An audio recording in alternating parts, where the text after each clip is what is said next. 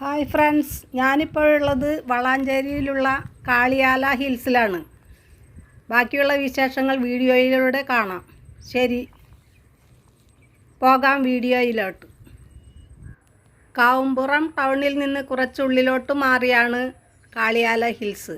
ഇത് കാളിയാല ഹിൽസിലേക്ക് എത്തും മുമ്പുള്ള ഒരു കെട്ടിടമാണ്. ഇന്ത്യൻ ഗ്യാസിൻ്റെ കെട്ടിടമാണെന്ന് തോന്നുന്നു. ഇതാണ് പ്രധാന എൻട്രി. ഇതിൻ്റെ സൈഡിലൂടെ കുറച്ച് മുകളിലേക്കായി ഒരു കോൺക്രീറ്റ് പാതയുണ്ട്. ഇത് കണ്ടോ, കാളിയാല മനക്കൽപ്പടി റോഡ്. അതാ കാളിയാല ഹിൽസിൻ്റെ അടുത്തെത്തുന്നുണ്ട്. ഇവിടുന്നാണ് കാളിയാല ഹിൽസിൻ്റെ തുടക്കം.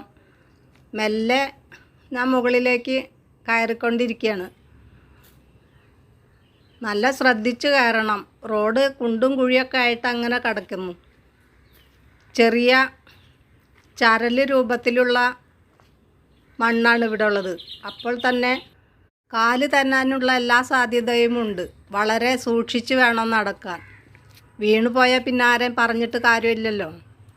അതുകൊണ്ട് തന്നെ വളരെ ശ്രദ്ധയോടുകൂടിയാണ് ഞാൻ ഓരോ ചുവടും മുമ്പാക്കം വയ്ക്കുന്നത്.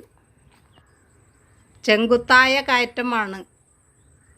ഒരുപാട് ശ്രദ്ധിച്ചു വേണം മുകളിലേക്ക് കയറിപ്പോകുന്നതിന്. മുകളിലേക്ക് എത്തിയാൽ നല്ല പച്ചപ്പ് പിടിച്ച പുൽമേടുകളും പിന്നെ അവിടെ ഇവിടെയായി ചെറിയ കാട്ടുതെച്ചി ചെടികൾ നിറയെ ഉണ്ട് കേട്ടോ. ഒക്കെ വെട്ടി കളഞ്ഞിരിക്കുന്നു, എന്നാലും പൂത്ത് നിൽക്കുന്നുണ്ട്.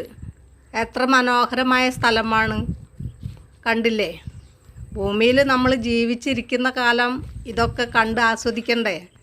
എല്ലാ സ്ഥലവും നമുക്ക് കാണാൻ പറ്റിയെന്നൊന്നും വരില്ല. എങ്കിലും കുറച്ചൊക്കെ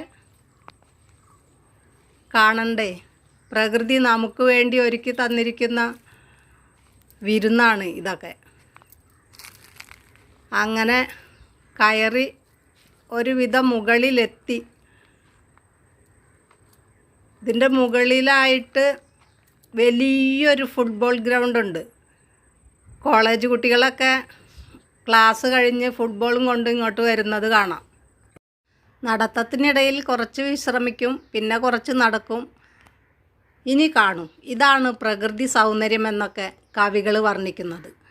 ഈ കുന്ന് കയറി കഷ്ടപ്പെട്ടിട്ടാണെങ്കിൽ ഇതൊക്കെ കാണുന്നത് ഒരു മഹാഭാഗ്യം തന്നെയല്ലേ? എത്ര സുന്ദരമായ കാഴ്ചകളാണ് ഇതൊക്കെ.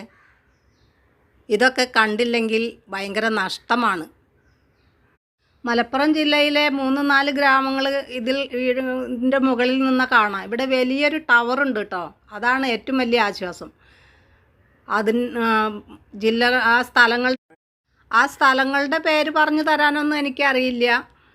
ഇവിടെ നിന്ന് നോക്കുമ്പോൾ ഒരുപാട് സ്ഥലങ്ങളിങ്ങനെ ചുറ്റും കാണുന്നുണ്ട്. ഏതൊക്കെയാണെന്ന് വ്യക്തമായി എനിക്കറിയില്ല. സൂര്യോദയവും ഒക്കെ കാണാൻ രാവിലെയും വൈകിട്ടും നല്ല തിരക്കുണ്ടാവാറ് ഉണ്ട് എന്ന് പറഞ്ഞു. ഞങ്ങൾ ഉച്ചയ്ക്കാണ് വന്നത്. അത് കാരണം കൊണ്ട് തന്നെ തിരക്കൊന്നും ഉണ്ടായിട്ടില്ല.